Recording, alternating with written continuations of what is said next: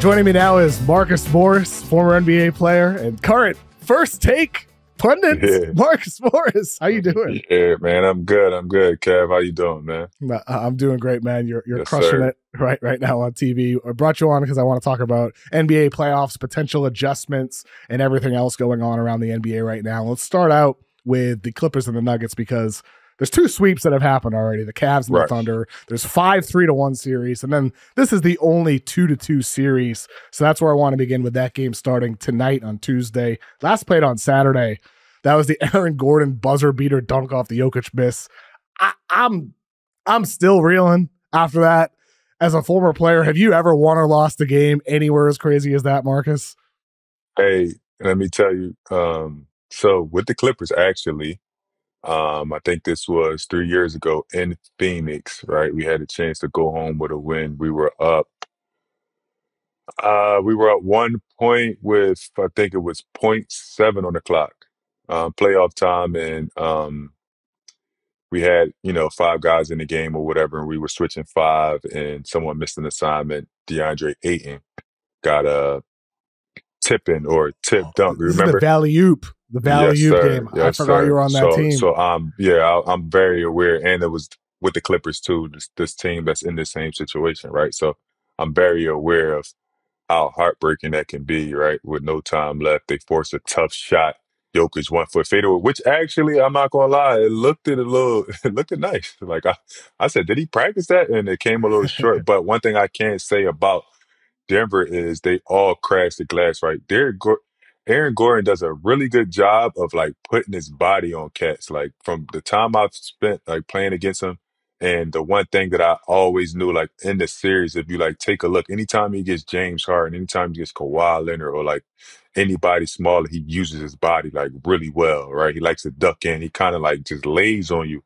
Every offensive board, he goes to the glass. He back cuts all the time. Him and Jokic have this like this little 1-2 punch where anytime Jokic is in that pocket, Aaron Gordon is cutting back door for a slam, for a duck in. And he does a good job of putting his body on you. So it kind of wear down on you throughout the game, especially on guys like James Harden that's trying to guard Aaron Gordon and Kawhi Leonard that's trying to guard him. He's trying to like beat you up on the offensive end so it can kind of slow you down a little bit on defensive end. And I think just from playing against them a lot, I know that's one like effective way that he stays in the game and obviously on the offensive glass. So when the putback happened, I wasn't uh, too surprised because the best 2 rebounders were guard and Jokic.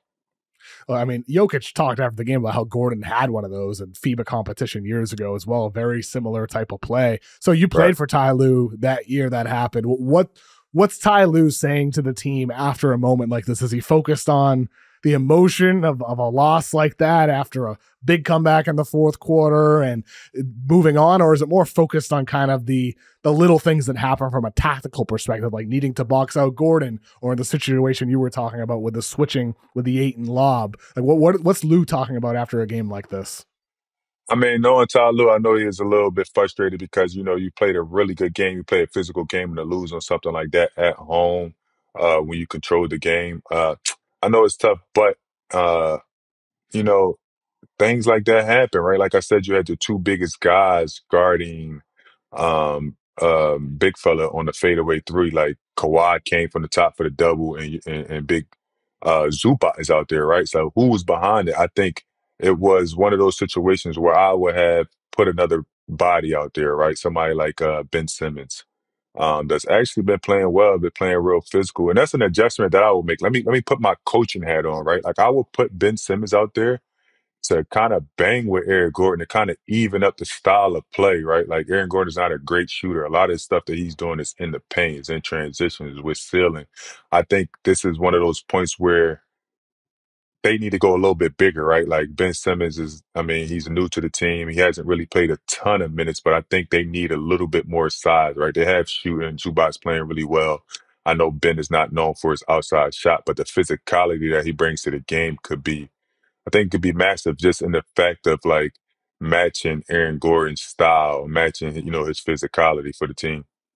It'll be interesting to see what type of adjustment Lue makes because you're right. Like Ben Simmons has done a solid job and his minutes on the floor. And obviously Batum, he's been outstanding as well off the bench. I wonder if either or both of those guys could see a bit more minutes, because with Chris Dunn in that game 4, 1 of 6 from 3. He's only 6 of 19 from 3 in the series. The Nuggets are sagging off of him. It's kind of discombobulating the Clippers offense in the half court, and his minutes have dwindled each game. 31 minutes in game 1, 29 minutes in game 2, 22 minutes in game 3. Granted, that was a blowout for the Clippers, and then a series low 21 minutes in game 4. Do you think Chris Dunn could be a guy that Ty Lue continues to drop his minutes in favor of others? I think so. I think it's just a matter of like his series, right? He started the series up really well. He's the defender. He's not really known for his, his outshot shot creation, but he's done a really good job on like switching on the guys. To Murray has been like kind of shut down in this series, right? He's playing really good defense. But at the same time, I think it's a balance of maybe throwing Batum out there because Batum could shoot the 3. He bring a different element, right? And that's the same thing with Ben Simmons.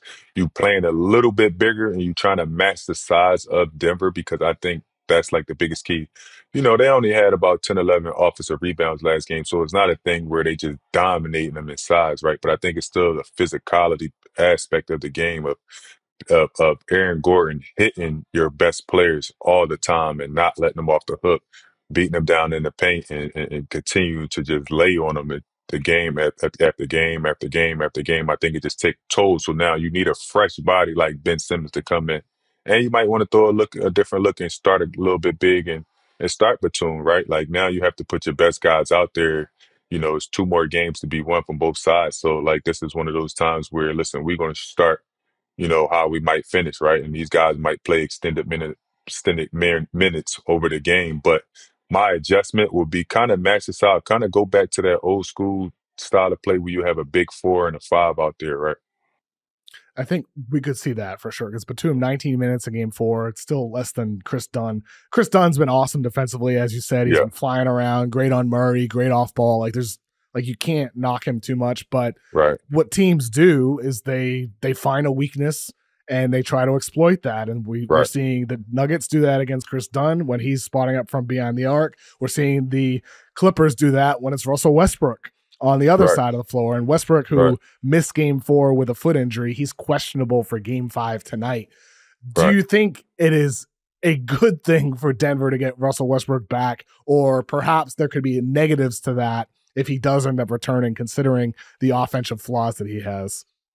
I think it's a good thing because it's a confidence standpoint, right? Like he's been in those moments, miss or make shots. Like Westbrook is going to get something done. It might not always show up in the stat sheet, with like steals or tips, but the amount of passion and the amount of like leadership and playing hard and laying everything out there, right? I think that's the biggest thing. Like you can't overstate how important it is to a team. Yes, you're gonna leave some guys open and you have to give up some things, right? But the things that he do bring to the game aren't coachable. Like the laying his body online and a few games he's got like some crucial offensive rebounds and some extra possessions.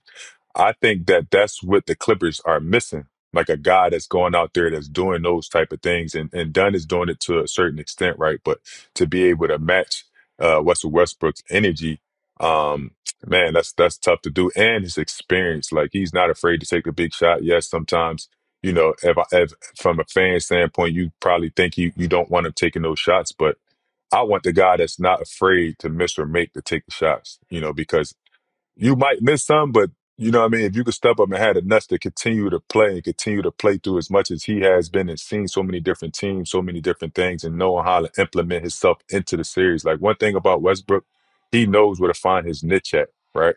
And that's like different from the younger guys to the older guys and the vets in the league. It's a niche that Russell Westbrook always finds that makes him effective for the team.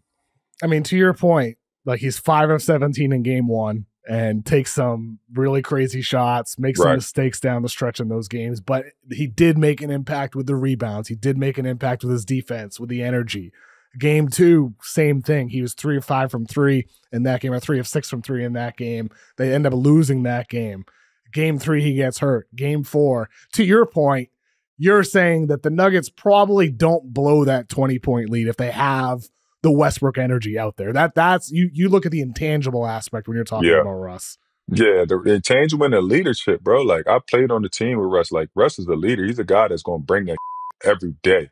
Like you don't have to worry about what type of energy he's gonna have. Is he, you know what I mean? Like what kind of player he's gonna be. You know what he's coming with that week in practice. He's always locked in. He's always there early. He's always been like a team guy, right? Like we always show clips of that he's done that. Like they want to make it clickbait, but the stuff that you don't see is what he's really good at. And he's a fucking dog, Kev. Like he's a dog. He you can identify that when you watch him on the court in this series. Like when you put him on either team, he's probably the only dog out there outside of Aaron Gordon. And dog ain't meaning like a dude that's gonna get his hands dirty. Right. You have superstars that play the offensive game that play kind of nice. Like Westbrook ain't about that. Like he gonna get his hands Wouldn't it be dirty. He's nice gonna be in that if he? mix. Wouldn't it be nice if he were a dog, but also shoot a little bit less, like I pick and mean, you choose a can't get little bit more? everything. Nah, man. You can't get everything. Like, if I'm gonna be a dog and I'm gonna lay this shit out, I might take some bad ones. I might take a couple bad ones, but it's in his realm. He's open. It's not like he's trying to do something that we haven't seen him do, right? Like this is stuff like Westbrook's been doing. Like sometimes he might get out of control, get into the basket. You know what I'm saying? You might slow down, but that's his game. That's a part of what he brings. And then you look up, oh man, he just got the biggest offensive rebound in the game, and then that overshadows what he did in the first quarter by being a little bit out of control, right? So it kind of goes, it plays hand in hand, but at least at least going into this game and Brook out there, yeah, he gonna take some questionable shots. It's like a yin yang type of thing. Like there's two sides of every coin. Like And this you is know what everybody always say? My fault cutting you off. Know what everybody always say? I'm happy to have him on my team, right? Then go against him. I mean, it's true. It's true. Like every team he's ever played for, his teammates always love him. Related to kind of this Chris Dunn, Russell Westbrook conversation, there was this viral post on X recently by Owen Phillips, who has a Substack, and he wrote about the idea that basketball went from a strong link sport to a weak link sport. In other words, like in soccer, typically the team without the worst player usually wins. In the NBA, historically, the team with the best player usually wins. But Owen Phillips proposed that that's changed because nowadays poor defenders get hunted one-on-one, reluctant shooters get ignored on the other end. And he writes, it doesn't matter how good a team's best player is if their worst player is consistently forcing them to defend or attack 4-on-5. A team's worst player can all but cancel out the impact of its best player. What are your thoughts on that overall concept about the NBA becoming more of a weak link sport? I don't know. I can't fully say a weak link sport, but I definitely do see some similarities in what he's saying, right? Like you have these players that are like just massive on the game, right? Let's take an example. You got Luka Doncic. He's a just tremendous offensive player, right? Like just hands down one of the best offensive talents we have seen. To be the way he manipulates the game, his feet work, his pace, right? But defensively, he's just not good. Like he's just not good. I don't know whether it's him trying, him wanting to actually be good defensively.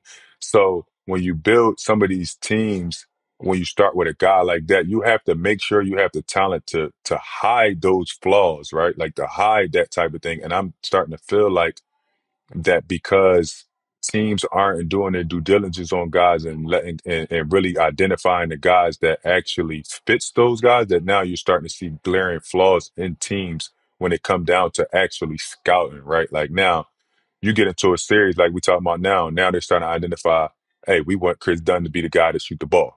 Right. So we're gonna lag off of him and we're gonna play percentage wise. In some cases that work, in some cases it don't. You go into the Lakers series, it was the beginning of the first couple games. It was we want guys like Jaden McDaniels shooting the ball, right? Like we don't want Anthony Edwards to shoot the ball. We want him to take his less shot as possible. But then those guys are becoming stars, right? You're implementing confidence. So I think it's more so it could be twofold. I think you can look at some teams and you can identify that. But when you look at good coaching, the way a team is structured around the best guy, you can't technically say that, right? Like I think it's so many teams, and I think basketball is a broad sport that you can watch when you get in the playoffs or these play-in games. Like you didn't have play-in last time, so this wasn't. You couldn't see the 9 and 10th. You couldn't see their flaws as much as you can see now, right? So I mean, I can agree, but I think that's just an upper management thing. Like you got to identify the guys that can be able to cancel out flaws of stars or cancel out what guys are going to do when you get in the playoffs. Because before I go into a series with the Clippers and I see who their starting five is, I'm already game planning around him done being the guy we're going to leave open, right? Like if I'm playing against Denver, if Westbrook, I'm already identifying him going to be the guy that's going to be open. So it's not like a tough thing to identify, but I mean, it can be some truth to it.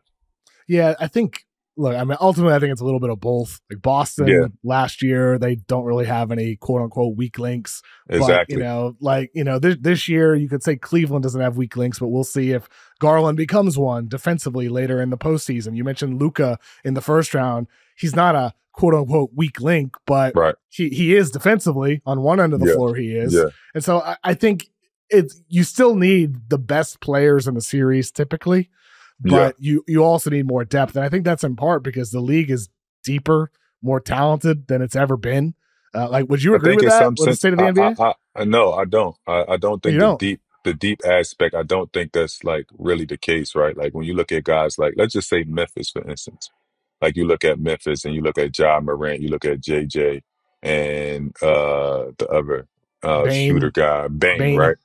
From up there, from on down right there, a lot of it stops. Like there's no depth. When you talk about these teams, right, and you talk about like the depth, and then you look at a team like the Knicks, if the depth is there, like the coaches aren't recognizing it, right? Like the confidence isn't there. And the teams that have the depth are the teams that actually are winning. You see a team like Cleveland, for instance, you say like they added depth, they added different coaching, another piece mid-season acquisition, and then they're just blowing everybody out. Like they really were blowing everybody because everybody understood their position, everybody understood what they were doing. You got these teams that just playing the start is just all the minutes, so you can't even really recognize if the depth even there. It's only truly a few teams that actually use the depth, and by you actually being able to tell like who's who and what other guys can step up and how consistent they are. The Indianas, right? The Indianas, the Baltimore Celtics, the Cleveland Cavaliers. Then you jump to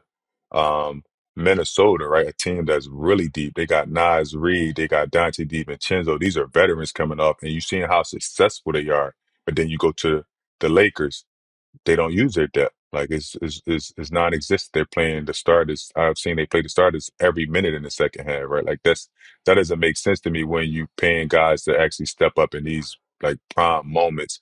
But I do think that depth is really something that's getting like the top teams to be able to be identified who's who in the league and why this is a good organization and a winning team, right?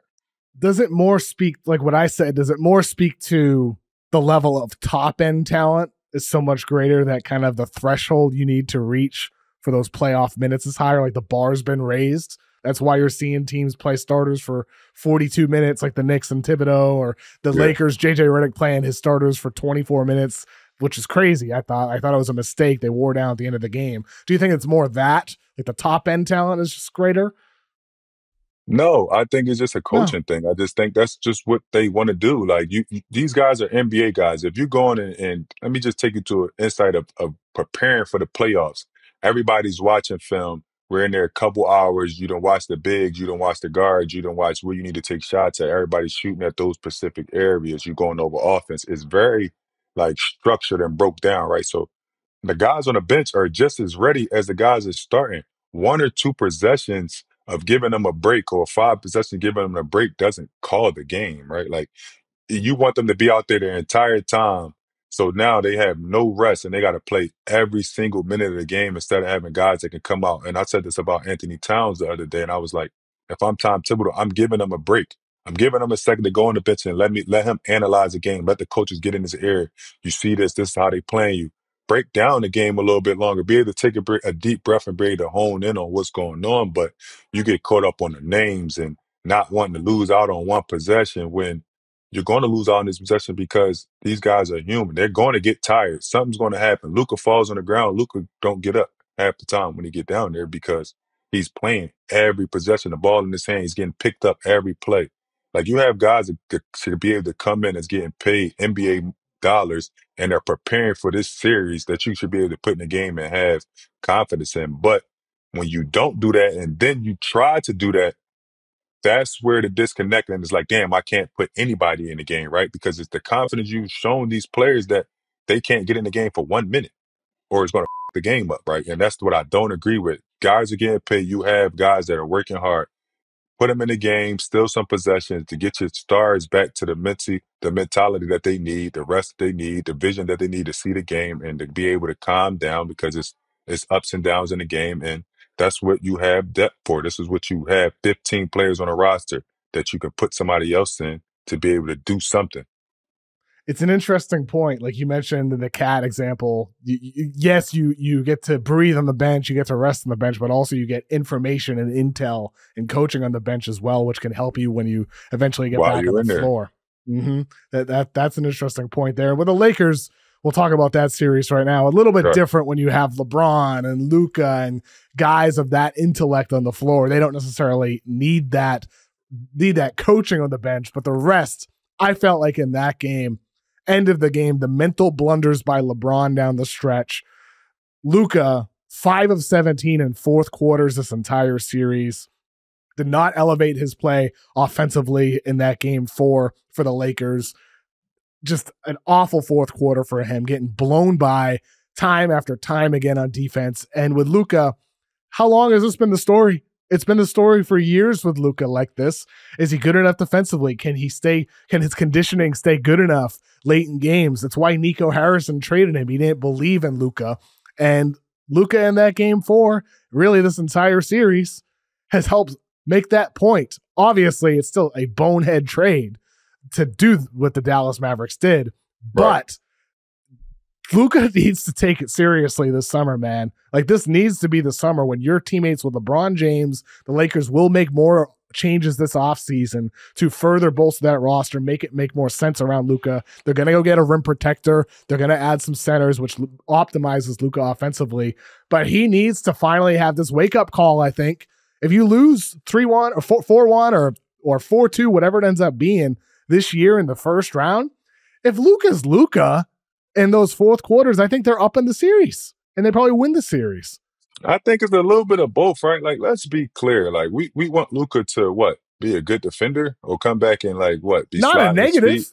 I don't want him to be a good defender. I want him not to be a zero. So you look at other guys around the league. We look at and these are just guys I've been on the team with. So you look at James Harden, right? James is never a great defender. Like he never was a good defender. Like, actually, sometimes you'll be on the team and you'll be like, oh, look, you don't have a title, but a lot of people don't. Some things have to work out in your favor to have a title, right? Like it's only there's only a few two-way superstars in the league. And I think that this series came down to, right, like we talk about like LeBron having some turnovers. Like, when is LeBron gonna be on the court without Luka? Everybody know Luka's the ball handler. Everybody's looking for him to score. The thing about it is, when has Luka had any catch and shoots? Like, how is JJ Redick implementing where he's off the ball? We haven't seen him off the ball. And the way the game LeBron James played last game, it was like a gift and a curse. He was very efficient. He didn't shoot the ball a lot. He got to the free throw line like a ton, right? But in the fourth quarter, he had 0 points because he had to figure out other ways to be effective and getting guys a shot. Luka was offensively aggressive, scoring the ball. So LeBron took up the point of getting other guys shot because the ball movement just wasn't there. They were dribbling the ball out up top, waiting for the switch. Like, you have to adjust in that turn, right? And I don't even think that game actually had a lot to do with Luka in the end. They were up 11 points, 10 points, like comfortably in the fourth quarter. And a couple things happened. Anthony Edwards stare down 3. Anthony Edwards one-on-one transition, another stare down 3. Anthony Edwards getting to the mid-range one-on-one. Why is Anthony Edwards in one-on-one is in a sentence in a playoff game? Like, why is he playing one-on-one? Luka's not playing one-on-one. They bring in a double team every time they get a chance. Why is he playing one-on-one when if I'm up 11, the only way they coming back to win this game is if Anthony Edwards changes number from whatever it is to 23. like he has been doing, like looking like Michael Jordan and pulling up for threes, getting to the lane, getting fouled. It's no way that I'm not double teaming him in that time. He literally played one-on-one in the most crucial parts of the game. They don't have a first team defender out there. Why is he playing one-on-one? Why is not they're not trapping him on the screens? If I'm going to lose with Anthony Edwards making pocket passes to Nas Reed and we getting a shot from somebody else in the clutch, I'm okay with that. What I'm not okay with is Anthony Edwards being able to take over a game by just playing one-on-one because we believe in our defenders. So everything that you said, Kev, about him not being in shape and him not doing anything, they still had these games won, right? That's a glaring hole. We know that Luka is not going to defend. Trust me, when I'm in the league, they know that. Everybody knows that. But he still affects the game so much offensively that is like you can't, what can you really say about it? Just like other guys in the past. But what's happening now is coaching adjustments. I'm not saying coaching adjustments in real time by JJ Redick. It's not in real time, right? We're asking LeBron James to play center, power forward, small forward at 40 years old, be efficient, score the ball, get guys in the right shots, and make the biggest shots of the game. Like, like, like at some point we got to figure out, okay, if this has something to do with Luka and not playing defense. Nico might look smart. No, he does not. We knew Luka don't play defense. He just got y'all to the finals last year not playing defense. His defense didn't get them to the finals. They didn't have crazy lockdown defenders. They had a couple guys that could defend, and they had a center. It was a well-constructed team. You had two centers where he could throw lobs to. It was a lob threat. You had guys that was bad on down low. You had intangible guys. This team with the Lakers, if they do have intangible guys, they aren't playing them. Only Vinny Smith is playing significant minutes off the bench in this series. You need other guys. You need another point guard in there that could bring the ball up some and get the ball out of Luka's hand because he's trying to get up and McDaniels is guarding his ass full court before he can get over half court. Now, by the time he get over half court, they trapping him, but he's not even getting a sub. So just conditioning because he's scoring 40 points. And how much more condition do he need to be in? I'm just confused. Like as a player, if I'm getting you 35 and I just was sick, let's make sure we know that he was sick coming off of sickness and still playing every minute of the game. Like even if I'm in great shape, what are you expecting me to do? You expecting me to lock down Jaden McDaniels? Who knew Jaden McDaniels was going to be averaging 25 this series? Like who you really want me to guard? Like these guys that's scoring are playing with a ton of confidence. Then this was their worst nightmare to have somebody got Jalen Daniels getting 20s and 25s and Nas Reed's making these big shots because those are the others. And I think, and I know this was long-winded, but this series is coming down to the others playing really well. This is not about Luka and what LeBron is doing because they are dominating this series. Anthony Edwards is dominating this series. Now, who else outside of them is dominating for the Lakers? No one. AR is playing solid basketball. Rui, I think he could step his level up a little bit more. Outside of that, who's playing well? You look at the Wolves. Julius Randle is playing well. And Jaden McDaniels is playing really well. Nas Reed is playing really well. And Anthony Edwards is playing. That's four guys that have had 20 points in this series. You can't say that about the Lakers. Only two guys that's been playing that up to par and you want them to play even more because they have to do so much things is Luka and LeBron. So this is not being won by the superstars. This is being won by the others on each team. And the others of Minnesota are winning the battle by a wide margin. Not like by a wide. These guys look like superstars and they're not backing down. And that was why I said the Lakers, if they didn't win game 2, they had a chance of being swept. Because if they lost that game in LA, the confidence level of these young cats is hard to match. They know they can score on Luka. They know they can score on AR. They know they can score on Rui. And no one else is coming in the game. And Benny Smith is not a 40-minute guy player. So that's just what it is. You're getting out coached, and the others are just dominating this series. It's an interesting perspective, Marcus, because I think a lot of people this week have been talking about Luka and his shortcomings in the fourth quarter. Like I said, 5 of 17 in fourth quarters this series. Of course, he's in part why Jaden McDaniels has had a great series. But to your point, you're saying, well, no. There's some roster issues here. There's some coaching issues here where JJ plays the guys for 24 minutes in the entire second half. What do you expect them to not be tired by the end of the game in this physical, tough series in a game 4? And also, like Vanderbilt, who is this important bench piece, goes to 7 minutes doesn't play the entire second half. Like, he's just not playing some of these guys at all. Gabe Vincent not playing at all in the second half of that game at all. And like, I'm not expecting JJ to necessarily go to Shake Milton or your brother Markieff Morris or whoever it might be off the bench, but I do think the coaching aspect, Finch has outcoached Redick in this series, and you mentioned it. Anthony Edwards not facing any doubles. That's true statistically. He's had 70 isolations in this series. He's faced 0 double teams, 0 doubles in 70 attempts. Come on, bro. Like, I'm watching the game. I study the game. I could be coaching some of these goddamn teams. There's no way you're allowing Anthony Edwards to not see a double. Like, what are you waiting for? Tell me what you're waiting for. I just want to know, because what you've done is created confidence in the others now. They're playing soup. They have, like, it's no hesitation. And the best thing that happened in this series is Anthony Edwards' trust in his guys. Like, he's not even hesitating to get the ball up. It's not even a slight hesitation. And I think that's the difference too with the Lakers. Like, I see Luka with a slight hesitation to pass the ball to some of the guys, right? I see him like not wanting to give it up, and he's holding. Anthony Edwards, the second it comes off his hand, the second he sees something or somebody open, he's coming off. These guys are shooting the ball and they know they roll. They're young. The scariest thing is give them as much confidence as they have right now. So, to be isn't honest, that the fear for the Lakers, though? Because of Anthony Edwards' playmaking improvement here, that if you double him, he's going to end up finding the open man at this point. He's made such immense progress as a passer. And that's one of the fears. And the other fear is our backside defense. You're playing LeBron at the 5 sometimes. You're playing Ruby at the 5. If the guys can't keep them in front, like Jaden McDaniels is showing us a different side of where, like, the game, right? Like, he's aggressive. He's on the glass. He's putting the ball on the floor. He's shooting a 3, like, no hesitation. So now, and what we tend to forget is they were in the Western Conference Finals last year with the same team. Took Cat out and added a motivated Julius Randle. Before the season started, I said Julius Randle needs to play well. And DiVincenzo, right? These are guys that are veterans that's coming off the bench that Randle, can finish games. You mentioned how he's motivated.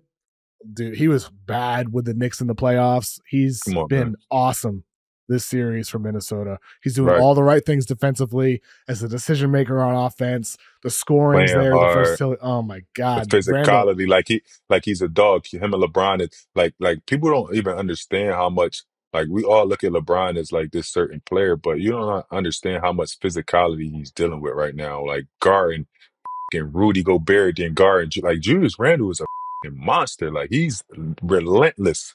When I tell you, you got to put your hard hat on to play against a guy like Julius Randle, I've played against him for years.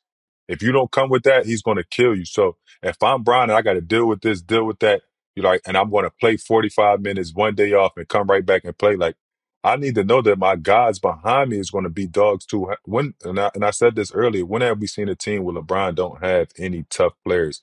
You alluded to put my brother in the game and Shake Milton. Like, not even just because he's my brother. I will put him in the game. Like, we need to have some type of fair out there, some type of, like, okay, listen, I understand y'all been barking. Now it's another guy here that can play, that's not just going to do anything, and we can figure out how to implement him in the game. Because at this point, if you run out with that same thing that you've been doing and not trapping Anthony Edwards and not, adding defense to the scheme and not putting a point guard into somebody that can take a little bit off Luka so you don't have to bring the ball up, I don't see I don't see no changes happening. I don't see how you can get up from this down 3-1. Not with a motivated Timberwolves. What needs to happen for the Lakers to force a game 7 here, win the next 2? First, I will go with the physicality part. I watched Anthony Edwards literally 2-hand push LeBron walking up the court. I've never seen that in the history of basketball. I've never seen nobody be able to just stop a man from walking down the court by literally pushing him. So everything's out now. We're playing jailhouse ball at this point. Like, I'm putting dogs in and I'm sending LeBron. If he's guarding LeBron, I'm sending him to the block every time and I'm dumping in there. I don't care if Luka's going well. You can't let Anthony Edwards guard LeBron James and bump him and bump him and bump him and not throw the ball down to the post. You got to let him hit him in his chest 3-4 times, get him in foul trouble, because you just guarding him one-on-one. Like, Luka has the ball. I think he has it a little bit too much. The things Luka can do to manipulate the game, I think he has to also continue to trust his teammates, to continue to get off the ball. But if it's me, I'm taking Luka off the ball a little bit. I'm getting a point guard in. I like Gabe Vincent to come in. He plays really hard. He come from a really good background of knowing the game, right? I don't see him coming in doing anything. He's going to be picking guys for, like, you got to kind of like be versatile. Pick Anthony Edwards up full court. Get a guy that's not letting him walk down the ball. He's walking the ball up the court. They're not even getting tired. They don't even have to go to double team. So now when the fourth quarter comes, you look up and we down 11, I can put it together with no instance, nothing short. It's coming right to him. And that's why I think the difference is that they're beating the Lakers up. So now when it's time to be able to hit that extra gear, they're a little tired, right? Like it's just known facts of watching how they're defending them, watching how they're hitting them. They're playing jailhouse basketball. So unless you're going to match that, because that's where the playoffs at, unless you're going to match that, they're going to continue to wear them down. They're going to continue to hit them. They're going to continue to crash the glass, and it's just going to be evident, and they're going to win the series. Ja Morant gets swept by the Oklahoma City Thunder, and years ago, of course, he said, "I'm fine in the West," a quote that he gave to Malika Andrews that, still haunts him to this day. And then it kind of at his exit interview, he gets asked the question. You can see him kind of figuring out if he wants to say what he did end up saying. Yeah. And he's like, should I say this? Screw it. Why not? And he says, I had them figured out. He says he had the Oklahoma City figured out when they had their huge lead in the first half before he got hurt. What did you think about his comments, Marcus? I thought they were absurd. I thought he should have learned his lesson after last time and just not given more bulletin board material after you just got swept, man. I think it's twofold in this. Like, I like Ja, I like where his mind. I just don't think that I do think that as a player, you start to see certain things that you'd be like, man, we could have did X, Y, and Z. If this could have been like this way, we would have won. I was one of the guys that said that, like, we were the better team, right? We would have won if I seen this and that. In this case, I've talked about Memphis in the beginning. They fired it. They was already going to lose. Like, it didn't matter how good Ja played. They fired their coach. The first two games, they showed the league where they were at when they approached the game like it was a regular season game and losing by 50 points. I don't know if Ja would have put up 50 and they still would have lost by 50, right? They didn't come prepared for this series. Like, they didn't come prepared. It was like almost like they knew they were going to lose, right? And then when you don't put your best foot forward and you see some excess and you get down and they get up by 20, you start to see what we could have did, and we could have did this in the beginning. I don't even think they even had the depth. I don't even think they had the experience, the coaching experience, the depth, the togetherness. I thought it was a lose-lose in the beginning. The only thing I was saying was just fight, like show some fight, because this is the NBA. Like, getting beat by 50 was just unacceptable. But as a player in Ja, like, you see a little bit of light and you say, oh man, if we would have had this, if I could have had this.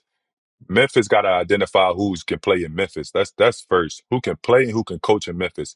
This is certain teams in the league. Like, you got to have some tough dudes down there. If you can't build that type of structure around Ja, it's like he's almost wasting time in Memphis with his career. You have to build around him with the guys that can play in the city of Memphis. Like, you have to see that, right? It's just what it is. Like, they don't have the talent, they don't have the depth, and they just relying really on three guys. And young guys too at that.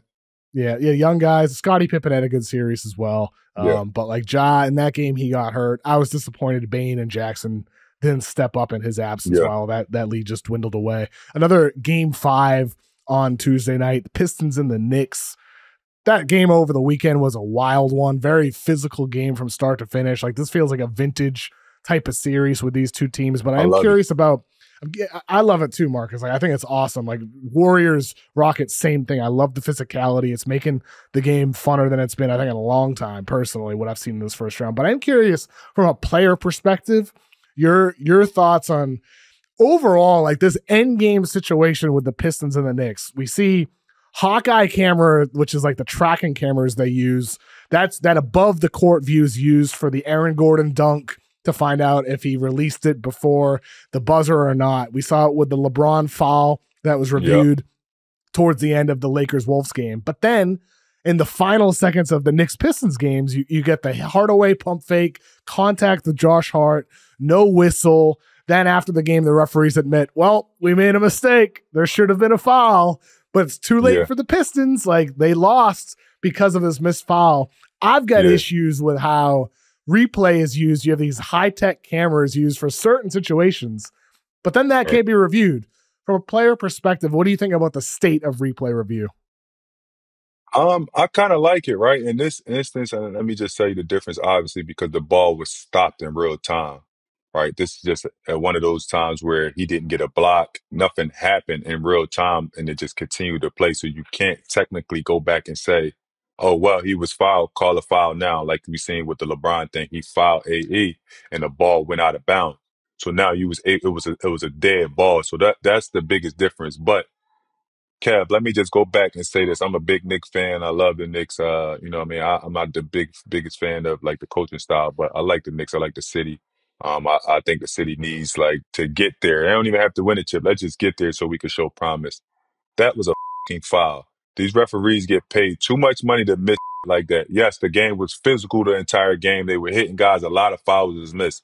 But just like a player, when the game comes down to the end of the game and the focus of the game and where everybody needs to be on one accord, the referees have to be better. Like, there's no way that is a foul right there and nothing is called. Literally nothing. And from my stake of it as a player, they were afraid to make the call. Like, it was just one of those things where they felt like they couldn't make the call. And I just don't agree with that. That was a clear foul. It happened in real time. It was a referee that was standing right there and he just didn't make the call. So with that being said, that was just bullshit. Like, I feel bad for the Pistons because, bro, like, we're all professionals. Just like the referee, just like we have the job to do to show up, to do our job at the highest level, or at least try to do it at the highest level and play hard. The referees got to be better in real time at the end of the game. Come on now, like that is playoff basketball. We cannot be having those things like that up the outcome of a game when it's right there in real time. And I just didn't agree with it. Didn't come after the game and like say, yeah, we missed a foul like right after the game. Like, come on now, like you kind of in the state of basketball up because now we're just looking at it from so many different lenses. And then, after it come on, then this guy's gonna be like, oh man, we missed the call. That's the reason why we lost the game. And this certain time, I'm never a fan of we lost a game on one call. But god damn it, they lost this game on a non-call that should have been called that I could have called from my goddamn seat at the house. Easily. I mean, it's interesting because, look, I agree with you. Initially, I thought, okay, physical game, they let it go. But it was a foul, and it should have been a foul. Should have been at the free throw line. It should have been a foul. When it comes to replay review, I hate how long it takes sometimes. From a viewer perspective, I think it takes too long. I think they need to quicken up the process. Right. I'm not against getting these calls right. It just needs to happen faster. And if you can get it to happen so fast, it can happen almost instantly, well, then maybe you can correct calls like that with Hardaway, with contact occurring, with these high-tech cameras that, these Hawkeye cameras, like they basically... Real time. It is real time. It's real time. So unless the ball stops, there's nothing they can do. Like, sure. It's like, well, if JB Bickerstaff hadn't used his replay review earlier in the game, the challenge earlier in the game on some rebound opportunity, whatever it was, he would have been able to challenge it still. Would he have been? The ball has to be stopped. The ball has to stop. He can't challenge real time. Nothing ever happened. Like, so he still got the shot off. So it kept playing. He couldn't stop it and be like, oh, he was fouled. It's just real time. And so you couldn't if it would have went out. Should there be a ref review challenge that they can review one of them? You can't. Like, we got to hold these dudes accountable in some way. Like, they can't, you want to implement so many different things, but like, you're getting paid a ton of money to make these calls. Like, do your job, right? And I know sometimes people be like, man, you're getting paid a lot of money to make a jump shot. Right, to make a layup. But they don't have defenders. They don't have nobody on their back, like getting fouled. And this is just clear eye view. Make the call. That's it. It don't matter if you thought it was right or you thought it was wrong, and it was at the end of the game. I feel like at the end of the game, you need to be a little bit more tougher because that's a series. Like, you can play as hard as you're playing all the way up until a certain point, but you need to make this happen. That call should have been made. Bottom line. I mean, regardless, Pistons are down 3-1. In all likelihood, it's going to be Knicks versus Celtics in the second round. Celtics are up 3-1 in this series against the Magic with a chance to close them out on Tuesday night. Orlando it's been very clear what they're missing. It's shooters and a point guard, a guy who can create from the perimeter. Easier said than done to find those guys. But for Orlando, they have all of their future picks. They got young guys and tradable pieces on their roster. Between point guards or two guards like Trae Young, Ja Morant, Jamal Murray, LaMelo Ball, Bradley Beal, who are you trying to trade for? Who's at the top of your list if you're the Orlando Magic? I think it's a two-question answer to this one. Is first of all, where are we playing Pablo? Is he a 3? Is he a 4? Where does France at? Is he a 3? Is he a 2? Right now, could you understand like what you actually need? Do you need to implement a 2 guy that's a glue guy that can shoot the ball? Right? Do you need a point guard that can score the ball? So I think it's a question that they need to ask. And they have injuries. What's their point guard that's down right Jalen now? Suggs is out. Jalen Suggs, I mean, they have a lot of injuries. Even their backup 5, Mo Wagner, who's big energy guy for them. He's like these guys was really good for their team. Like these are guys that turn it on. Like I've watched these guys like grow into their own playing against them in the Cavs series last year. And one thing I said that this is going to be a team that it's going to be a tough outing. And you can tell, like Pablo's a load. Like he's tough to deal with. He's very physical. I just think that he has to work for all his baskets, right? You don't have the guy that's out there giving them like easier shots. So even just being aggressive to take some off, and I think just him and Pablo just outmatch it. They just dealt with injury and they end up having to play against the reigning champs. But they're battling. The one thing I do like you can see promise from Orlando, like with a few pieces, like we just said. You can see promise with them, with the coaching staff. Like, I like what they're doing. I just think it's really identifying what are you trying to do with the top 2 guys? Where are you playing these 2 guys? And what kind of point guard do you actually need? Like Trae Young, the way he finished the season with Atlanta, getting guys involved, cutting out the 40-point 3-pointers from deep and like really playing the game as a point guard, getting into the pace, don't float. Like that Trae Young fits in Orlando. The Trae Young that, he's the best scorer on the team and he wants to be the guy that has the ball in him. That Trae Young doesn't fit. But if he played like he played with Atlanta towards the stretch of the season that kind of gave him some wins to get into that playing game, I definitely would like him over there with Orlando. Doing you a favor for next time you go on First Take. Paolo Banchero, not Pablo. Paolo Banchero. I say Pablo, man. I like Pablo like he the plug, brother. He know. Pablo. Listen, he's Pablo. the plug. He's the plug. He's the guy. You hear me? Like when you call it Pablo, that should be a salute. He's the guy. But yeah, Paolo Banchero, Banchero, I love Banchero, man. Really good player, the future of the league. The stuff he could do, you know what I mean, with his size, man, and like on the court and on the post and 3-level score, like he's a baller, man. He's a dog. He's like, dog, physical you talk too. About young guys going into the postseason. Last year, up and down for him. This year, he looks like a guy. Like he wants it on both ends, and he's checking a lot of the boxes for what you want from a high-performing player in a postseason setting. Exactly. And Franz Wagner, everything besides the jumper. He's got it. Right. He's got everything but the jumper. So, look, it's easier than done for Orlando to find shooters, but, they got something good going there. The Bucks and the Pacers, another 3-1 series that could finish up on Tuesday night. Done. Dame, it's done. Over. Done. Completely done. Over. No matter what. Finito. All done. It's done. Indiana's playing too well. They're too locked in. Everybody know their position. Everybody know, what to do. Like that's a dangerous team for you to have injuries, right? Like that's a dangerous team that's playing on a string like that and got a motivated point guard that's carrying the team, that's leading the team, and got guys that have won before.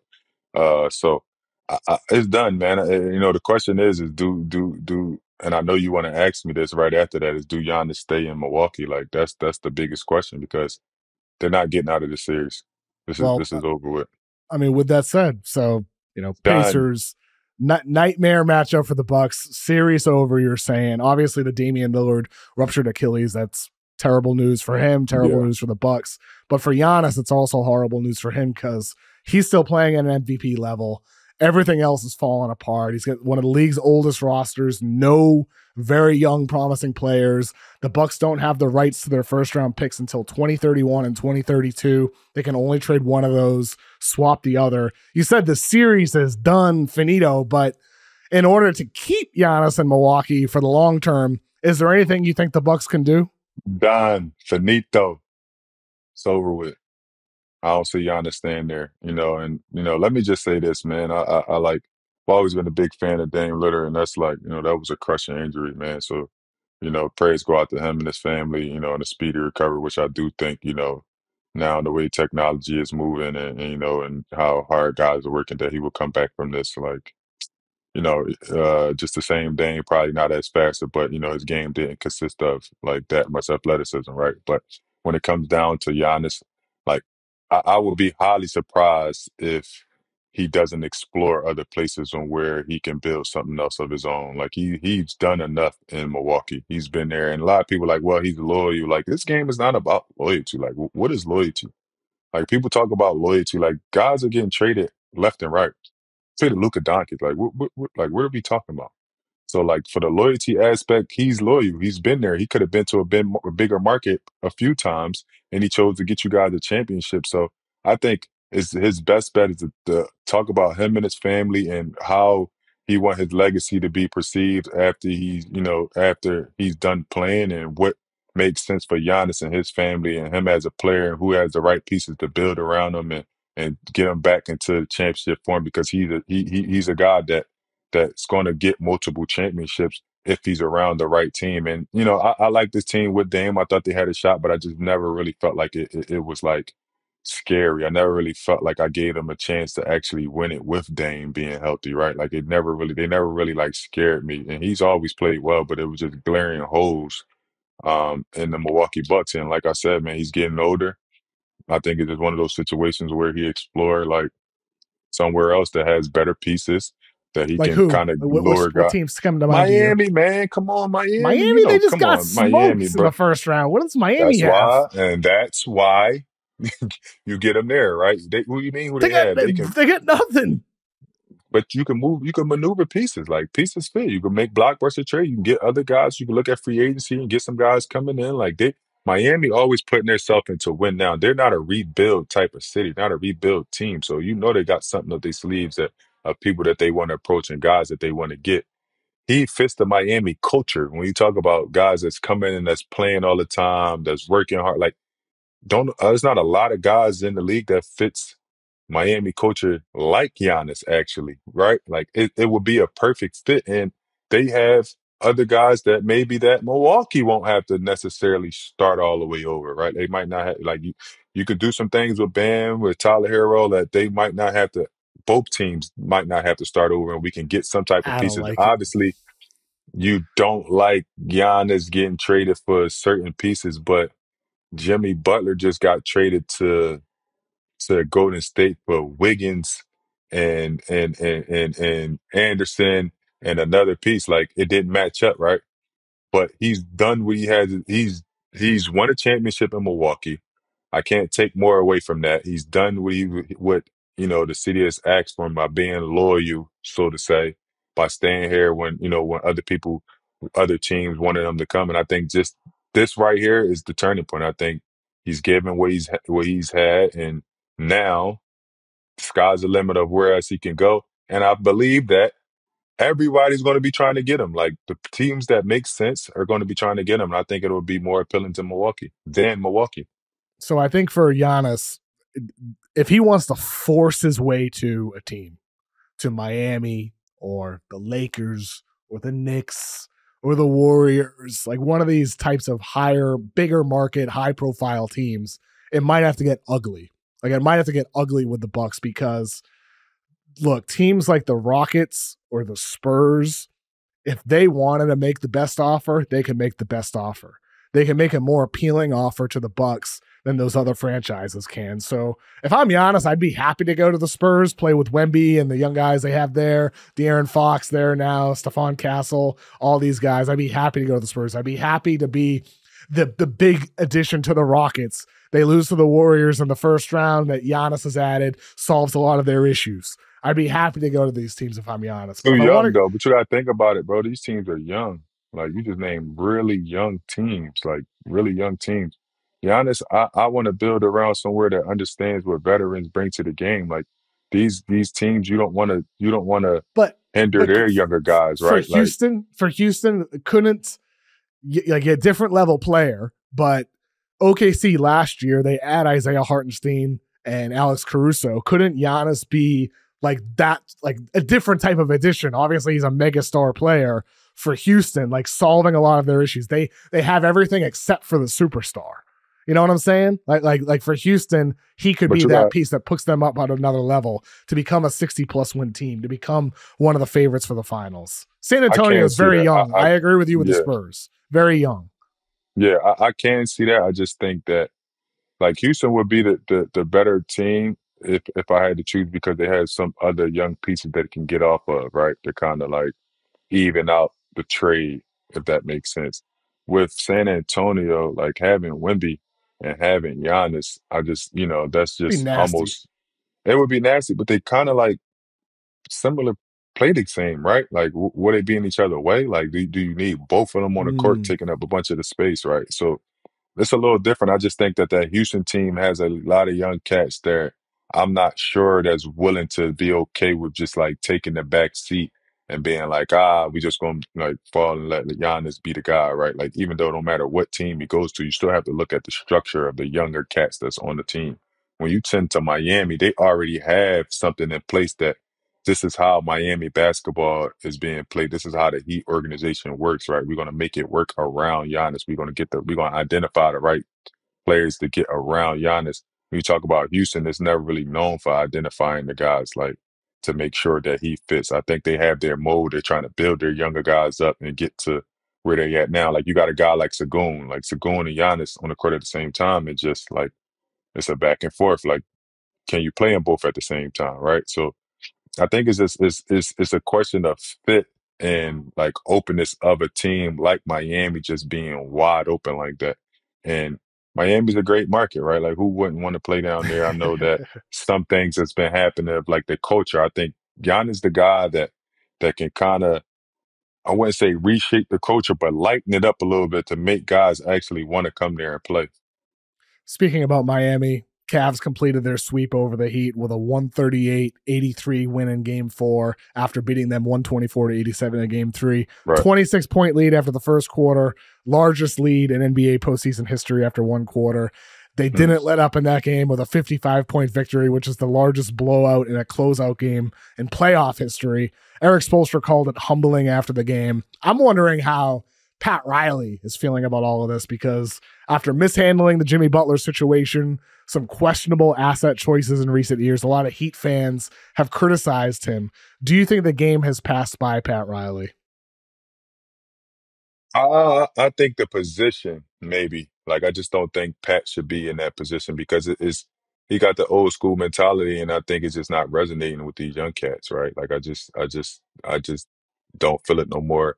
I don't think he needs to actually be out of the Heat organization or step down. I just think he needs to play a different position where he's more so listening to other opinions, right? Listening to other players and like actually talking to the players and getting their opinions and not just thinking like he runs the organization. Look, let's be frank. Miami Heat is Pat Riley. Like Pat Riley will always be at the top of Miami, but I just feel like at this point it's not translating right now, even though a couple years they were getting to where they need to be at, right? But they do have a problem with wanting to pay older guys the money, right? So it's a kind of a twofold. Like a guy like Jimmy doing as much as he has, and you can see the effect because once Jimmy left, it was just over. Like it literally was just over. Guys that were playing really well aren't even playing well anymore. So you just seen the effect of one player that can have on your organization.